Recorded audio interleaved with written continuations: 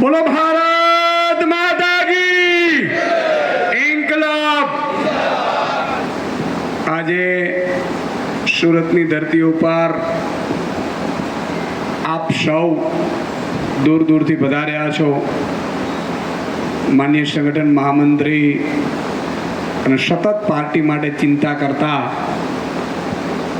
અને મને પૂરો વિશ્વાસ છે કે આમ આદમી પાર્ટીનો પાયો સુરતમાં વિપક્ષ તરીકે નાખીને અને હવે 2027માં વિધાનસભા પહોંચીએ એ પહેલા સુરતના મેયર બનાવીને મુકાવનાર સુરતની આખી ટીમને હું ખૂબ ખૂબ અભિનંદન પાઠવીશ।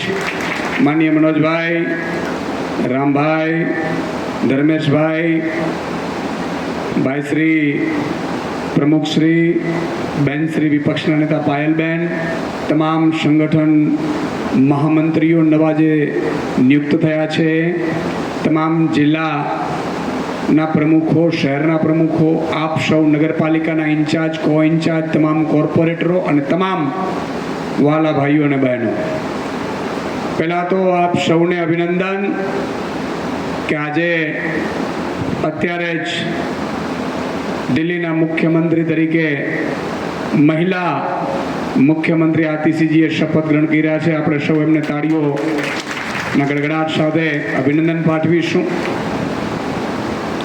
તમે જુઓ, આમ આદમી પાર્ટીની જે ગતિવિધિ, એનો ગ્રોથ એ કેવો રહ્યો છે। જે વ્યક્તિઓ પોલિટિકલમાં એન્ટ્રી કરવા માંગે છે, અત્યારે બધા પદાધિકારીઓ છે, મને ખબર છે, અને તમામને કંઈક ને કંઈક મહત્વાકાંક્ષા હોય છે ને હોવી જ જોઈએ। ચૂંટણીમાં, પોલિટિક્સમાં મહત્વાકાંક્ષા હોવી જોઈએ। મહત્વાકાંક્ષા વગરના વ્યક્તિઓ આવે છે ને, એ માત્ર એક્ટિવિસ્ટ બનીને રહી જાય છે। સમજ્યા તમે? જો મહત્વાકાંક્ષા શેના માટે હોય તો કે ચૂંટણી લડવા માટે હોય, જવાબદારી માટે હોય। ચૂંટણી લડશો તો તમે જીતશો, અને જીતશો તો તમે કાર્ય કરી શકશો ને। તમે જુઓ, 10 વર્ષથી એક કાકા રાલેગાંવ સિંધીમાં સૂતા છે। એ વર્ષમાં 2 વખત અરવિંદ કેજરીવાલજીનો મુદ્દો આવે ત્યારે ઊભા થાય। અન્નાજી, મને ખૂબ માન હતું, સન્માન હતું અન્નાજી, બરાબર છે। પણ અરવિંદજીએ જ્યારે મેં રાજીનામું આપ્યું એક પત્રકાર તરીકે, ત્યારે અરવિંદજીએ મારી સાથે વાત કરી। મને કહે, ઈશુદાનજી आइए राजनीति में। मैं कहा सर, मैं राजनीतिक आदमी नहीं हूँ, क्या करूँगा? ना तो मेरे परिवार में कोई है, सरपंच तक नहीं बनाया। एमने बहुत सारी बात करी। मन के अभी कार्यक्रम चला रहे हो, चिक्खे बार रहे हो, चलाते रहोगे, 1 साल चलाओगे, 2 साल चलाओगे, 5 साल चलाओगे, लेकिन डिसीजन कब लोगे? मैं कीधु मैं समझा नहीं सर। અને એમણે જે વાત કરી, એને ઈશારો કર્યો, પણ વાત એના સુધી નહોતી। વાત એવી કીધી કે અન્ના આંદોલન થયું, અન્ના આંદોલન થયું, અન્ના આંદોલન થયા પછી આંદોલનો પૂર્ણ થયું, પણ મને ખબર પડી ગઈ કે આટલાથી આ જાડી ચામડીના લોકો સીધા નહીં થાય। મેદાનમાં ઉતરવું પડશે, ઉતરીને રગદોડવા પડશે। એ ગંદકી છે, ગટર છે, ખબર છે, એમાં ઉતરો, અને જે લોકો ગટરમાં છે ને એને ડૂબાડો। ડૂબાડ્યા પછી બહાર નીકળી અને તમે સારું કરી શકશો। મને કે હું જો મુખ્યમંત્રી રાજનીતિમાં ન આવત તો દિલ્હીની સારી સ્કૂલો બનત? મેં કીધું ના બનત। મને કે કોંગ્રેસને 15 વર્ષ થઈ ગયા હતા, પાર્ટી કોની આવત સરકાર? મેં કીધું ભાજપની। બહુ ક્લિયર હતું। બહુ સમજો મિત્રો, તમને ભવિષ્યમાં પણ કામ આવશે। મને એમણે જે વાત કરી કે 32 ધારાસભ્યો ભાજપના હતા, 36 જોતા હતા। ઈશ્વર કેટલો દયાળુ છે કે તમારી મારી આત્માઓ માટે ઈશ્વરે કેવું પ્લાન કરેલું। બાકી આજે ઈશુદાન ગઢવી ના પ્રદેશ પ્રમુખ હોય, ના કોર્પોરેટરો આ લોકો હોય, ના આપણા જેવા વ્યક્તિઓ હોદ્દેદારો હોય। તમે વિચાર કરો, 4 ધારાસભ્યો ઘટતા હતા બુચસિયા પાર્ટીને, માત્ર 4. 32 આવ્યા. પહેલી વખતે મુખ્યમંત્રીમાં 4 ધારાસભ્યો અને 8 ધારાસભ્યો સામે કોંગ્રેસના હતા. અને ઈ જુઓ તમે, ઈશ્વરની પરમ કૃપાળુની કૃપા જુઓ કે ઈ ફૂટ્યા નહીં. બરોબર સમજાય છે? ઈ ફૂટી જાત 4 તો અરવિંદ કેજરીવાલજીનો ફરીથી ઉદય ન થાત, આમ આદમી પાર્ટીનો ઉદય ન થાત, તો ગુજરાત જેવા લાખો લોકો, 41 લાખ લોકોએ મત આપ્યો, મત આપવા ક્યાં જાય? ઈશ્વરની ગતિ જુઓ. અને એણે એવું કીધું કે મુખ્યમંત્રી તો ઈશ્વર બનાવે છે, પણ હું રાજનીતિમાં આવ્યો તો આજે સારી સ્કૂલો બની શકી, સારી હોસ્પિટલો બની શકી. માન લો કે ભાજપની સરકાર આવત તો જેટલી સરકારી સ્કૂલો છે એ પણ ભાજપના નેતાઓને પધરાવી દેત મફતમાં, જેમ ગુજરાતમાં પધરાવી છે. સાચું કે નહીં? હોસ્પિટલો કે જેટલી દિલ્હીની બાકી રહી છે એ પણ નરેન્દ્ર મોદી એના મિત્ર અદાણીને આપી દે, જેમ ભુજમાં આપી દીધી સરકારી હોસ્પિટલ. વાતમાં કેટલો દમ છે. અને એ હિન્દુસ્તાનનો મિત્ર એક એવો નેતા અરવિંદ કેજરીવાલ, જે વારંવાર મને ગર્વ થાય છે, અને થવો જોઈએ લીડરોનો ગર્વ. તમે જો લીડરના નેતૃત્વ નીચે કામ ન કરી શકો ને, તો તમે પોલિટિકલ સફળ ન થઈ શકો. નેતૃત્વને પસંદ કરો. નેતૃત્વ કેવો હોવો જોઈએ? નક્ષીશ પ્રામાણિક નેતૃત્વ હોવો જોઈએ. નેતૃત્વ કદાચ હેલિકોપ્ટર ચાર્ટર પ્લેનમાં નહીં ફરે તો ચાલશે, પણ નેતૃત્વ એવો હોવો જોઈએ કે જે મજબૂતાઈથી લોકોના અવાજ ઉઠાવીને એના માટે મરવું પડે ને તો મરવાય તૈયાર થાય. આ તો ખાલી રાજીનામાની વાત છે સાહેબ. ભાજપનો એક પણ નેતા સાહેબ જોઈ લ્યો એમ કે જે વિશ્વની મોટી પાર્ટી, અલા 500 રૂપિયા દઈને સભ્યો બનાવવાના, મને આપો રૂપિયા તો હું 5 કરોડ બનાવી દઉં. બુચુસિયાઓ એમ રાજ નો થાય. અને રાજ કરવા માટે આ તો ઠીક છે, બરોબર સમય નો ચાલ્યો, સમય ઓછો પડ્યો, બાકી 2022માં દેખાડી દેત કે સરકાર કોને કહેવાય ને આમ આદમી કોને કહેવાય છે. અને આપણે તો એવી જ કલ્પના કરી હતી કે 49 દિવસ મેં અરવિંદજીને કીધું હતું તમે 49 દિવસ સાહેબ ચલાવ્યું હતું, મને ખાલી 15 દિવસ ઈશ્વર આપે ને તો 16મા દિવસે સરકાર પડી જાય ને 182 માંથી 182 ધારાસભ્યો આવે. સાહેબ આ કામગીરી આપણે કરીને બતાવીશું. પણ ભાજપ એને કચ્છીમાં એમ કે ભા એટલે ભાઈ, જપ એટલે હવે તો જપ. ઉપાડા લીધા તે ઉપાડા. હમણાં હું મિત્રો આજે સુરતમાં આવ્યું, મને ખબર પડી આપણા આગેવાન એમના ભાઈ શ્રી ભરતભાઈના 38 વર્ષની ઉંમર એટેક આવે છે. શું કામ આવે છે ખબર છે? કોરોના રસી 3 ડોઝ ઠોકાવડાવ્યા, ધરા ઠોકાવડાવ્યા. એક માજી હતા એને ન લીધી, મારે નથી લીધી કે આના ઉપર વિશ્વાસ ન કરાય. ખબર છે ને, મથરાવટી મેલી હોય ને, આપણા વડીલો કેટલા હોશિયાર હોય. મારા ગામમાં 2 વડીલો છે, એમને ન લીધી. મેં કીધું લઈ લો દાદા, મને કે નો લેવાય, આ ભાજપ પડા છે, એના બાપને વેચી નાખતા હોય તો આપણું થોડું સારું વિચારે કે બોલો. ઈ વખતે એને ન લીધી. સાહેબ આજે ડેટા આવ્યો છે, 1 વર્ષમાં 93,000 લોકો હાર્ટ એટેકના કારણે મૃત્યુ પામ્યા છે. અને ડોક્ટરોએ કહ્યું છે કે 3 રસીના ડોઝ લીધા. અને રસીમાં પણ આ ભાઈએ શું કર્યું, નરેન્દ્રભાઈએ ખબર છે? ફંડ લઈ લીધું. એટલે અહીંયા તો મૂકવા હતા. તમે ગૌચર ખાઈ જાઓ વાંધો નહીં, ગાય માતા બોલશે નહીં. એ ગાય માતા કદાચ એ પ્લાસ્ટિકના ખાઈને પણ જીવી જાય. તમે ગુટકરનું અભયારણ્ય મૂક્યું, એ બિચારા ગુટકરો ક્યાંક ફરીને ખાઈ લે ખેતરોમાં જઈને. તમે કોઈ સરકારી હોસ્પિટલ ન મૂકી વાંધો નહીં, તમે સરકારી સ્કૂલ ન મૂકી વાંધો નહીં, તમે કોઈ સરકારો ખરાબા ન મૂક્યો વાંધો નહીં. પણ મિત્રો મને દુઃખ તો એ વાતનો થાય કે કોરોનામાં કોઈને હોસ્પિટલ નહોતી મળી. અને એક મારા ખંભાળિયામાં જેનો સગો ભાઈ કોરોનામાં હોસ્પિટલ નહોતી મળીને ત્યારે મને ફોન કરતો તો મને કે ઈસુદાનભાઈ હવે તો હદ થાય જો ઈ કે હવે તો ઊભાતું નથી, મારા ભાઈના હોસ્પિટલ નથી, અને મિત્રો મૃત્યુ પામ્યા. અને પછી જ્યારે 2024ની ચૂંટણી આવી ને ત્યારે ભણનો દીકરો સ્ટેટસમાં મૂકતો તો 400 પાર. મેં કીધું હજી આ બીજા ભાઈને મોકલાવીને રહે. આપણે ઈચ્છતા નથી પણ જ્યાં ભરાઈ ગયું છે ગોબર એનું નિકાલ જ ન થાય. તમે જુઓ એવા હમણાં નવું નીકળ્યું વકફ બોર્ડમાં મેલ કરો. હા, તમારા બાપ ગૌચર ખાઈ ગયા એને ક્યાં મેલ કરવાનું કયો ને અમે કરીએ, એ નહીં કરે. નાગાલેન્ડના ભાજપ પડે એવું કે ગૌ માંસ ખવાઓ, અહીંયા એ બોલશે નહીં. હરિયાણામાં હમણાં પરમ દિવસે હરિયાણાનો સંકલ્પ પત્ર વાંચી લેજો. એમાં લખ્યું છે મહિલાઓને મહિને 2100 રૂપિયા. તો ગુજરાતની મહિલાઓ હું તમારા બાપ મહિરાત હારા કોડાઓ, સાચું કે નહીં? બોલો જોરથી, સાચું કે નહીં? તો મિત્રો હું આપને કહેવા એ માંગુ છું કે નરેન્દ્ર મોદીને અહીંથી હું ચેલેન્જ કરું છું કે તમારામાં તાકાત હોય તો રાજીનામું આપો. તમારા ઉપર ઘણા બધા કૌભાંડોની વાત આવી છે. ઇવન કોરોના રસીમાં લંડનની કોર્ટે કીધું છે કે આમાં ફોલ્ટ છે અને તમે મજબૂરીએ બધાને દેવડાવ્યા હતા.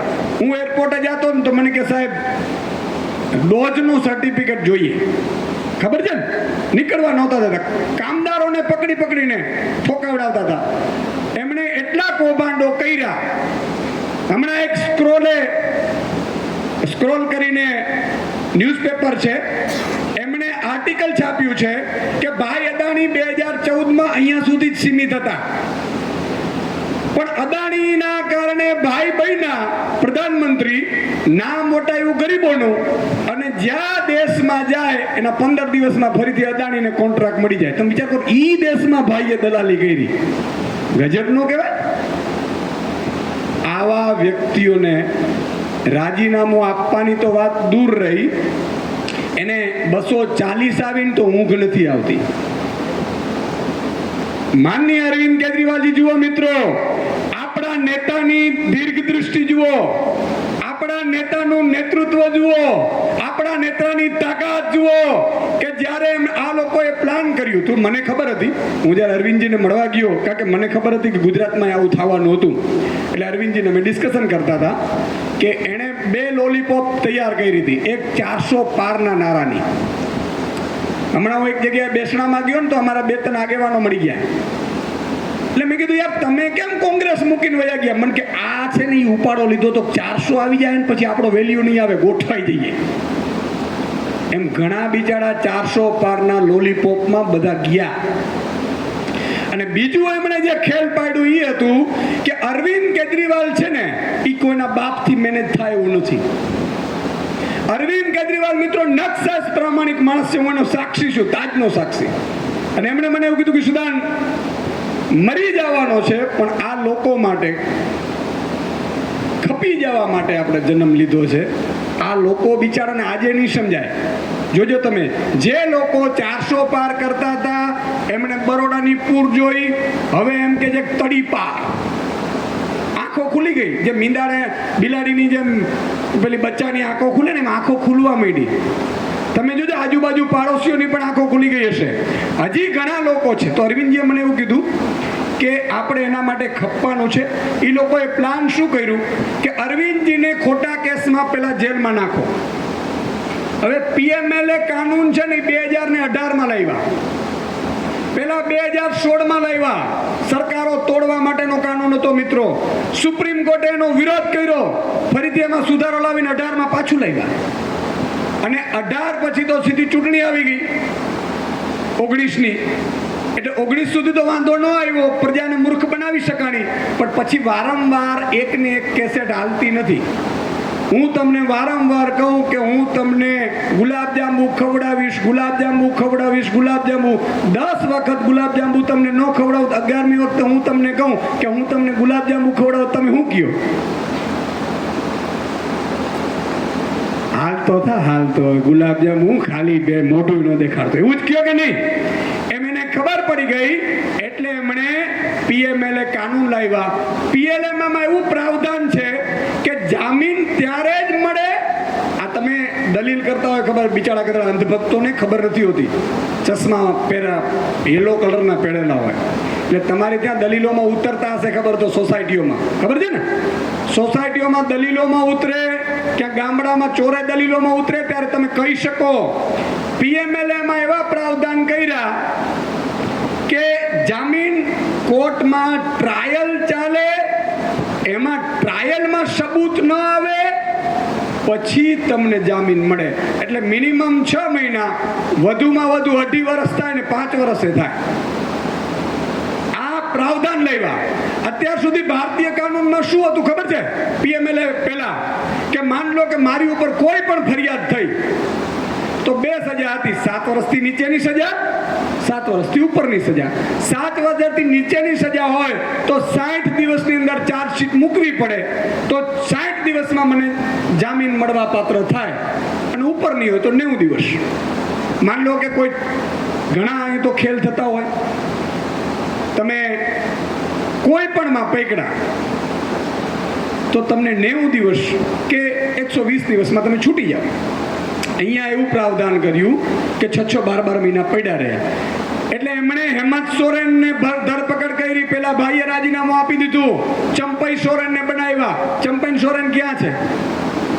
ક્યાં છે? ભાજપમાં છે. એમણે મહારાષ્ટ્રની સરકાર પાડી, શરદ પવારની પાર્ટી ખતમ કરી, ઉદ્ધવ ઠાકરેની પાર્ટી ખતમ કરી. અરવિંદ કેજરીવાલજી, મિત્રો તમારા મારા નેતા કેટલા દીર્ઘ નેતૃત્વ વાળા છે એની તમને દાખલો આપું છું. એટલા માટે મને અરવિંદજી એમ કહે કે ઈશુદાન તુમ ચિંતા મત કરો, 27 में बना कर जाना है, તો મને એમ થાય કે આ તો બનાવી જ દેશે, કારણ કે એમનો વિઝન એટલો પાવરફુલ છે, એમની તાકાત એટલી પાવરફુલ છે.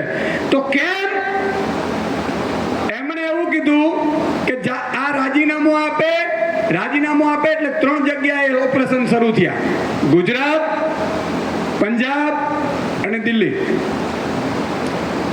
પેલા 400 પારના લપેટામાં કેટલાક લોકોને આપણા વાળાને લીધા હતા. હવે મને પાછળથી ફોન આવે, મેસેજ આવે, ફોન તો નથી કરતા બિચારા, શરમ આવે ને, મેસેજ આવે, સાહેબ કેમ છો, તબિયત પાણી? મેં કીધું એકદમ મજામાં, હું અહીંયા મજામાં, તમે ત્યાં મજામાં. મને કે સાહેબ અમારા જેવું કઈ કામકાજ? મેં કીધું હમણાં કઈ નથી. બરોબર કીધું ને મેં? બિચારા 400 પારના લોલીપોપમાં કેટલાયની કેરિયર ભાજપે ખતમ કરી નાખી. તો અરવિંદજીએ નક્કી કર્યું કે આ લોકો જેલમાં મોકલશે, બધું પ્લાનિંગ કરી નાખ્યું. એને શું કર્યું? પેલા પબ્લિકને વચ્ચે ગયા, મારે રાજીનામું આપવું જોઈએ કે ના આપવું જોઈએ? પબ્લિકે કીધું ના. તમને ખબર છે કે નહીં? મને નહીં ખબર, તમને કદાચ નહીં ખબર હોય, આખા તમામે વિધાનસભાઓમાં મિટિંગો કરી હતી અરવિંદ કેજરીવાલજીએ 8 દિવસ સુધી પબ્લિકની વચ્ચે, અને ના પાડી. પછી જેલમાં ગયા, એટલે આખું પ્લાનિંગ સિસ્ટમેટિકલી કરીને ગયા. પંજાબમાં એકાદ તૂટ્યા, એકાદ દિલ્હીમાં મંત્રીએ રાજીનામું આપ્યું, એકાદ આપણે અહીંયાથી નાના ભાણા લઈ ગયા. મેં બધાને સમજાવીને જ રાખ્યા હતા. મેં કીધું તમારા મારા ઉપર વિશ્વાસ છે? તો કે હા. મેં કીધું બસ મને અરવિંદજી ઉપર છે, બાકી ઈશ્વર ઉપર છે.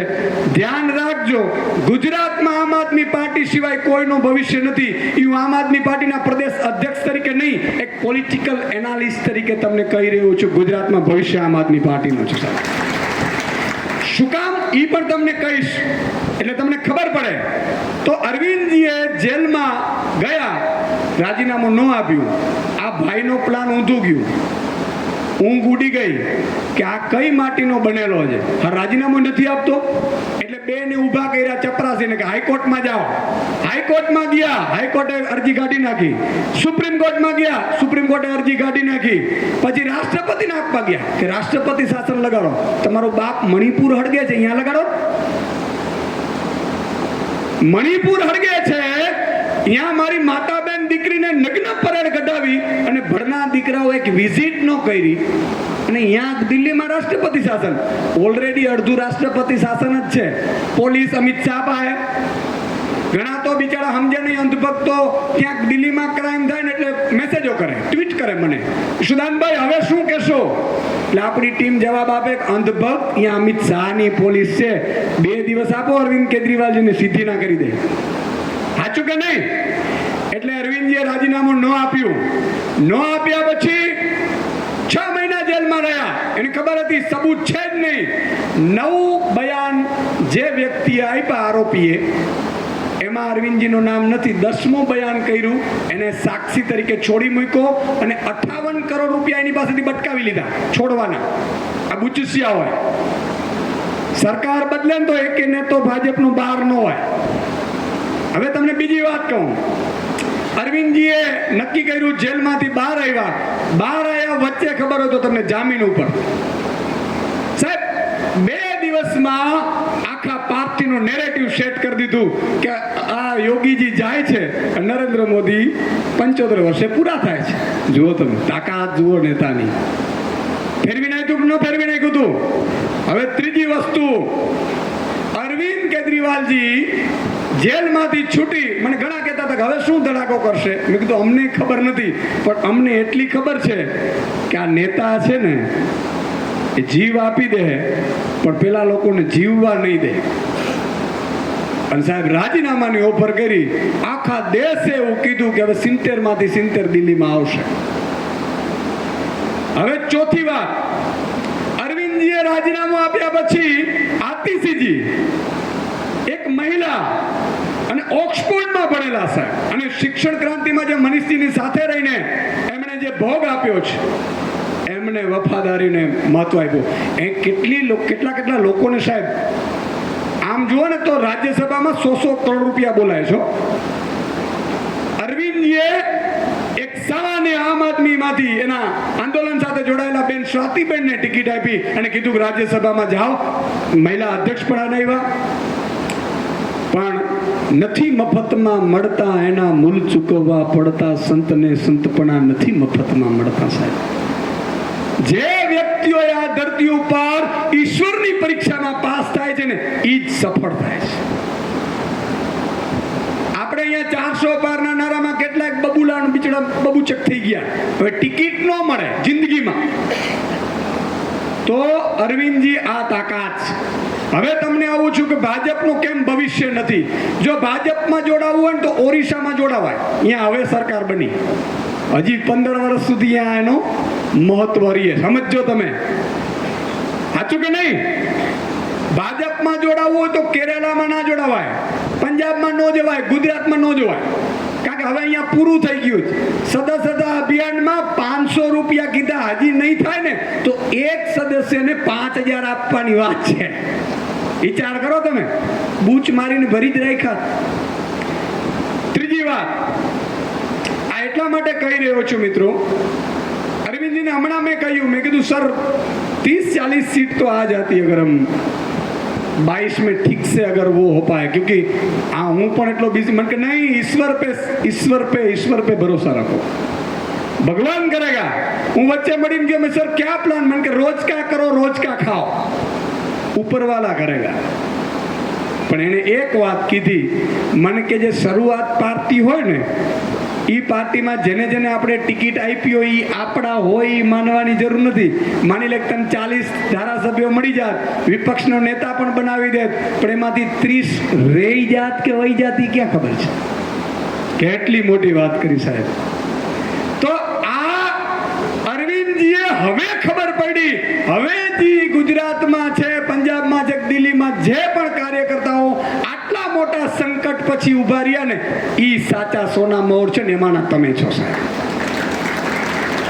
આખી વાતની ખબર પડી. ઈશ્વરે એમને જેલમાં એટલા માટે નાખ્યા હતા, કેટલા બુચસિયા છે, કેટલા રાજ્યસભા કેટલાને ખોટી અપાઈ ગઈ છે, કેટલા લોકો ડૂબે એમ છે, એ બધા છે ને તરી રહેશે. કેટલી મોટી તાકાત છે કે નહીં? આટલા માટે હું આપને કહી રહ્યો છું. હવે અહીંની વાત કરું, ગુજરાતની. મને ખબર છે તમે ઘણા સમયથી આવ્યા છો. હવે આગામી નગરપાલિકાઓની ચૂંટણીઓ આવે છે. ઘણા લોકો મને એમ કહે છે કે ઈસ્લામભાઈ મને આ હોદો, ખૂબ સારું, અભિનંદન. ઘણા નથી મળતા એને દુઃખ છે. મારું હાલે ને તો તમને બધાને પ્રદેશ અધ્યક્ષ જ બનાવવાના છે, પણ સારું હોદો એક જ છે. અને એમાં બાજુ અરવિંદજીએ મને બેહાડી દીધા, બરોબર છે, પણ તમે બધા પ્રદેશ અધ્યક્ષ છો સાહેબ. મારી દ્રષ્ટિએ જે વફાદારી, ઈમાનદારી અને મજબૂતાઈથી કામ કરે છે ને એને હું તો કદાચ જોઈ શકું કે નહીં જોઈ શકું, પણ મારો નાથ ઈશ્વર ને માતાજી જુએ છે. આ યાદ રાખજો સાહેબ. અને એટલા માટે તમે જુઓ કે આ લોકોમાંથી જે આજે સંગઠન મંત્રીઓ બન્યા છે, એ કોણે નક્કી કર્યા? ઈશ્વરે નક્કી કર્યા, અમને મોકલાવડાવ્યા કે હવે આ કરો. બરાબર છે. આ ભાઈશ્રી અહીંયા સંગઠન મંત્રી જુનાગઢથી હમણાં જ નવનિયુક્ત થયા છે, ડોક્ટર સાહેબ, એ પણ અહીંયા આજે અહીંયા આવ્યા છે એટલે બેસી ગયા છે. પણ નરેશભાઈ જે વાત કરી, માત્ર બેન શ્રી છોટાઉદેપુરમાં ખૂબ સારું કામ કરે છે, રાધિકાબેન. અચ્છા, રાધિકાબેનને લાવવા વાળા પાછા બિચારા ભટકી ગયા, પણ આજે બેનનું ભવિષ્ય છે એ ઉજળું થઈ ગયું. તમે જુઓ વિપક્ષના બેન આપણા પાયલબેન આટલી નાની ઉંમરમાં રોજ ને રોજ કંઈક, હું આજે ઘરે બેઠા હતા, બાપા વખાણ કરતા હતા, મનોજભાઈને પપ્પા જ હતા. મનોજભાઈને પપ્પા કે પાયલબેન ખૂબ સારું કરે છે, બધા કોર્પોરેટરો ખૂબ સારું કરે છે. આજે બેનશ્રી જ્યારે સજલબેન એ લોકો તમે જુઓ આંદોલન કરે, હું તો એમ કહું છું કામ પ્રજાના થવા જોઈએ, એના માટે આંદોલન કરવું પડે, આંદોલન અટકાયત થવી પડે, અને અટકાયત થશે ને તો જ નેતા બનશો. ઘણા પોલીસને જોઈને ભાગી જાય, નેતા નહીં બનો. તમે મજબૂત બનો. જો અરવિંદ કેજરીવાલજીએ મને એવું કીધું, મને આમ ડર લાગે એટલે મેં કીધું સર आपको अगर जेल में तो क्या हुआ और मजबूत बन के आऊंगा. અને સાહેબ એવું જ થયું. 2026માં મારે જવાનું છે, ચિંતા ન કરો. જ્યારે તમે લોકો જેલ ભરો આંદોલન કરી શકો ને ત્યારે આખા ગુજરાતમાં જ્યારે મારી અટકાયત થાય ને એવો મોટો મુદ્દો લઈને નીકળવાનો છું સાહેબ. અત્યારે નહીં કહીએ આપણે, સરકાર 27માં બનાવી છે, યાદ રાખજો. અને મેં ચેલેન્જ આપું છું, ભાજપ વાળાને ચેલેન્જ આપું છું. મને ઘણા કે તમારી પાછળ આ લાગેલી છે, ફલાણી લાગેલી છે, અને મેં જે લગાડવું એ લગાડી દો, ચિપ્સે અંદર લગાડી દો. પણ તમારા બાપની તાકાત નથી. ગુજરાતમાંથી જો ખદેડું ન તો ઈસુદાન ગઢવી નહોતો સાહેબ. પાકું કરીને નીકળ્યા છે, અને આપણા માટે નહીં, ગુજરાતની જનતા માટે જરૂરી છે. નહીં તો મારે એક શબ્દ ન બોલવું પડે. આપણે તો વાંધો નહીં, જાગી ગયા છીએ. જે બિચારા અંધભક્ત છે, જે શહેરોમાં પોતે બહુ સમૃદ્ધ ગણે છે, એને દીકરાને પણ ચડી આ નરેન્દ્ર મોદી નહીં રહેવા દે. એટલા ચિંતા છે ને, એટલા માટે આપણે લડવું છે. ન બોલાય શબ્દ, પણ મેં બોલ્યો એટલા માટે. તમે જુઓ કાંઈ રહેવા નથી દીધું સાહેબ. લાખો એકર ગૌચરની જમીન આ ખૂંટિયાઓ ખાઈ ગયા. વિચાર કરો, આખલાઓ કેટલા મોટા આખલાઓ કહેવાય. આ આખલા કદાચ આપણા ખેતરમાં આવે તો વીઘોનું ખાય, 2 વીઘાનું. આ ભાજપના આખલાઓએ સૂડ ફેરવી દીધી. સાચું કે નહીં? એટલે ઈ પ્રજા માટે લડવાનું છે સાહેબ. એના બાળકોના શિક્ષણ માટે લડવાનું છે, એમના આરોગ્ય માટે લડવાનું છે, કે જેમને ઈ પણ ખબર નથી કે મારા માટે લડે છે ને તમને મને ગાળો આપે છે ને, ગાળો ખાવી છે. ગાળો ખાઈને એમના માટે લડવાનું છે. ત્યારે આમ આદમી પાર્ટીનો મજબૂત માણસ કહેવાશે, મજબૂત કાર્યકર કહેવાશે. બાકી હોદ્દાઓ તો આવશે ધીરે ધીરે. તમે મેદાનમાં રહ્યો. આ નગરપાલિકામાં જે લોકો નગરપાલિકાના ઇન્ચાર્જ બન્યા છે, કો ઇન્ચાર્જ બનાવે છે, સભ્યો બન્યા છે, મનોજભાઈ આ મોકલશે, PDF તમને આવી જશે આજ સાંજ સુધીમાં. મારી તમને વિનંતી છે સાહેબ, જે લોકો લડાવીને લાવશે, જીતાડીને લાવશે, એમને અરવિંદ કેજરીવાલજી સાથે જમાડવાનું હું તમને કહું છું સાહેબ. અને એટલું નહીં, તમારું એ સોના અક્ષરમાં લખાશે. આજે 27 કોર્પોરેટર સાથે સુરતમાં પાયો નાખ્યો. હવે સાહેબ આગામી નગરપાલિકાની ચૂંટણીઓ આવે છે, એમાં 500 કોર્પોરેટરનો ટાર્ગેટ કરો કે 500ની લાઈન લાગવી જોઈએ ને એમાં તમે બધા હો ને તમારા બધા માણસો હોય. આ હું સપનું જોવા માંગુ છું. અને એટલા માટે આજે નગરપાલિકાની જે સદસ્યની સમિતિઓ બની છે, બધા લોકો અત્યારથી કામે લાગો. દર અઠવાડિયે આપણે કોન્ફરન્સ કોલ કરીશું, વોટ્સઅપમાં કોન્ફરન્સ કોલમાં આપણે કાર્યક્રમો ઘડીશું. અમે પણ પદયાત્રા કરીશું 80 નગરપાલિકામાં, તાલુકા જિલ્લા પંચાયતની ચૂંટણીઓમાં. અને મારી એક જ વિનંતી છે કે જે આપણે ક્રાઇટેરિયા નક્કી કરી ઉમેદવારોના, એ ઉમેદવારો શોધો, મજબૂત શોધો, વફાદાર શોધો. એમના માટે આપણે લડવા જઈએ અને એ પણ ઉભા રહીએ એવા શોધો. તમે પણ લડવા માંગતા હો તો એ પણ. જો હું ફરીથી કહું છું, અત્યાર સુધી ભાજપે જે કાંડ કર્યા છે એ તમને કહું. પોતાના દીકરાને BCCIના સેક્રેટરીને, ICCIના સેક્રેટરીને પ્રમુખ બનાવી દે ક્રિકેટનો. બેટ પકડતા ન આવતો, બાકી બધાને પેજ પ્રમુખ રાખ્યા. સાચું કે નહીં? ગુલામ રાખ્યા. પણ મિત્રો, આમ આદમી પાર્ટી એવી છે, તલાટીની પરીક્ષા આપવાની જરૂર નથી, તમારે કોઈ ફોરેસ્ટરની પરીક્ષા આપવાની જરૂર નથી, તમારે કોઈ પોલીસની પરીક્ષા આપવાની જરૂર નથી, તમારે કોઈ આઈએસ ડીડીઓની કોઈ પરીક્ષા આપવાની જરૂર નથી. તમે એક કોર્પોરેટર કે તાલુકા પંચાયતના સભ્ય બની જાઓ, સાહેબ આઈએએસ થી ઓછું નથી. આ ધ્યાન રાખજો. તમે આ તલાટીમાં 20 લાખ ફોર્મ ભરાય, 3000 ની ભરતી થાય અને એક જ ગામનું કહેવાય ને, એક જ ગામનું કહેવાય ને. તો વિચાર કરો, તાલુકા પંચાયતના સભ્યમાં 6 મહિના 5 ગામમાં મહેનત કરો તો ટીડીઓના બાપ થઈને બેસી જાઓ. તો આ કરાય કે પેલું કરાય? ભાજપ વાળાએ એના પોતાના ગોઠવ્યા. આપણે આમ આદમીને લડાવવું છે. એક નવયુવાન તૈયારી કરતો એને લાવો, એને કહો કે મુક્ત તલાટી હું 3-5-25 હજારમાં પડ્યો છે, તાલુકા પંચાયતનો પ્રમુખ બની અને 30 તલાટીઓનો બોસ બનીને કામ કર. આ કામગીરી તમારે મારે કરવાની છે સાહેબ. આજે આપણે વિપક્ષમાં છીએ, આ બધા કોર્પોરેટરો છે. તમે વિચાર કરો, સુરતનો 6-7 હજાર કરોડનું બજેટ આમની નીચેથી જાય છે. 8-8 હજાર કરોડનું. તમે વિચાર તો કરો. તો અધિકારી કરતા પોલિટિક્સ પાસે પાવર છે. નેતા કે એમ દુનિયા ચાલે છે. આ લોકશાહી છે. એટલા માટે નગરપાલિકા તમે પોતે લડો, લડાવો, પણ જીતાડીને લાવશો. હાથ ઊંચો કરીને મને વચન આપો, જીતાડીને લાવશો કે નહીં? કાકો, બસ આ વિશ્વાસ અકબંધ રહીએ. તમે બધા આવ્યા, ખૂબ બધા મજબૂતાઈથી. આજે પણ હવે જેટલું મેં કીધું કે આ સોનું છે બધું, જે પેલું બગસરા વાળું, એટલે બગસરાનું કહેવાય, એ બગસરા વાળું બધું નીકળી ગયું, ડુપ્લિકેટ. ખબર પડી ગઈ કે આ બગસરા વાળું હતું અને હજી બગસરા વાળું પાછું સોનામાં મેળવવા તૈયાર થાય છે. એ લેવાય તો તમે કહેતા હો તો લઈ લો, એમાં કઈ વાંધો નથી. આ તો હમણાં બગસરા ભલે પડ્યું રહ્યું, બરાબર ને? તો મિત્રો, એક જ હિંમતથી મજબૂતાઈથી કામ કરજો. તમારા નેતાઓ અરવિંદ કેજરીવાલજી, ગુજરાતનું નેતૃત્વ, આપણે એ કામ કરીએ છીએ. જો અમને કઈ રીતે જેલમાં નાખશે ખબર નથી, પણ એટલું કહું છું કે ઈડીના બાપની તાકાત નથી કે આપણે ત્યાં આવે. હું તો પત્ર લખું છું, આવે તો સારું ન્યૂઝમાં આવે કે ઈસુદાનભાઈનું આ ઘર ફલાણું ઢીકડું આવે ને કઈ. એ આવતું નથી. મને ભાજપ વાળા ઘણા કહે કે સુદાનભાઈ ધ્યાન રાખજો, બહુ વોચ છે. મેં કીધું સારું, કોઈ આવતું જ નથી. તો આવો, તમારા બાપમાં તાકાત હોય ને તો હાવ જ ખુલ્લો જ ફરે છે. આવો, તમારામાં તાકાત હોય કરી લ્યો સાહેબ. અને એક મારો આમ આદમી પાર્ટીનો કાર્યકર્તા જાહેરમાં ભાજપને ખુલ્લી ચેલેન્જ આપે છે કે તમારામાં તાકાત હોય એટલું લડી લેજો. બાકી 2027 આવશે ને ત્યારે બુલડોઝર કમલમ ઉપર ન ચાલે ને તો યાદ રાખજો સાહેબ, 26 દિવસ નહીં થવા દે. અને પહેલા કમલમ પાડવાના થાય છે. અને અહીંયા સારી સ્કૂલો અને હોસ્પિટલો બનશે સરકારમાં ગરીબના બાળકો માટેની સાહેબ. અને એ 3 મહિનામાં ઊભી થશે.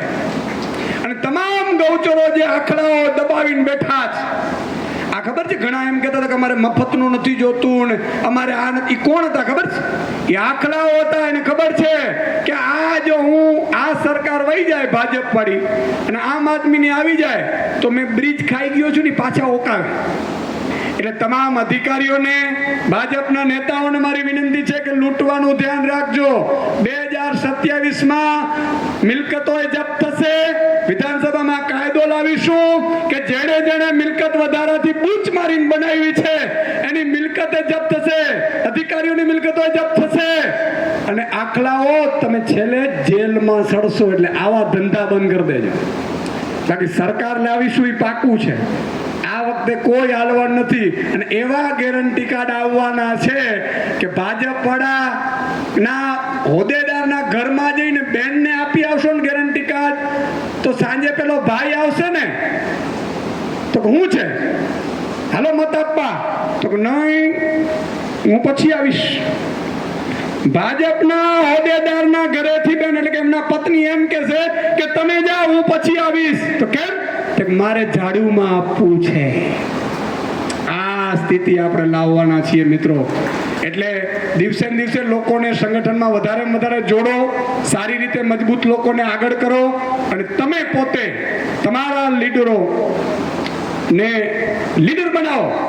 જે વ્યક્તિઓ મજબૂત લીડર બને છે એને લીડર બનાવી અને નેતૃત્વ કરીને આગળ વધારો. નગરપાલિકામાં 500નો ટાર્ગેટ આપણે કરીએ છીએ. એટલે પહેલા 500 પાર ને 400 પાર નહીં. હા, અમરેલીમાં પ્રચારમાં ગયા હતા ભાજપના પ્રદેશ પ્રમુખ. એટલે અમરેલીના લોકસભાના સદસ્ય એવું કીધું કે સાહેબ તમે 400 પારની વાત કરો છો ને, હું અમરેલીમાંથી 500 પાર કરી દઈશ. લે, હવે આખા દેશમાં 543 સીટ છે. વિચાર કરો ને, ભાઈ અમરેલી પાછો ચૂંટાઈ ગયો. બોલો, તાળીઓ પાડો એમના માટે. અમરેલીની પ્રજાને વંદન કરવા પડે કે એવા વ્યક્તિઓને ચૂંટીને સંસદમાં મોકલી દીધા. બોલો.